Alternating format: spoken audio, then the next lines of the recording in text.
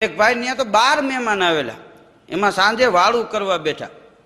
આપણે જમવાના પ્રકાર છે. સવારમાં ગામડામાં જે નાસ્તો કરે, સવારમાં જમે એને શિરામણ કહે, બપોરે જમે એમાં વાડીએ જમતા હોય તો એમ કે ભાત લઈને ગયા છે, અને રાતે જમે સાંજે એને વાળું કર્યું કહેવાય. આ જમવાના અલગ અલગ ત્રણેય પ્રકાર છે. એ સાંજે વાળું કરવા મહેમાન બેઠેલા તો છેલ્લે ખીચડી આવી, તો ખીચડીમાં ખાડા કર્યા, ઘી વધારે હમાય. માપે ખાડા કરે તો વાંચો નહીં, પણ કુંભારે ઈટું પાડવા ગારિયા પલાઈ હોય એવા ખાડા કર્યા. ભરતણીની દીકરી નાનકડી તપેલી લઈને ઘી લઈને નીકળી, ખીચડીમાં ખાડા જોઈને પાછી રસોડામાં વહી ગઈ, મોટું તપેલું ઉપાડીને આવી.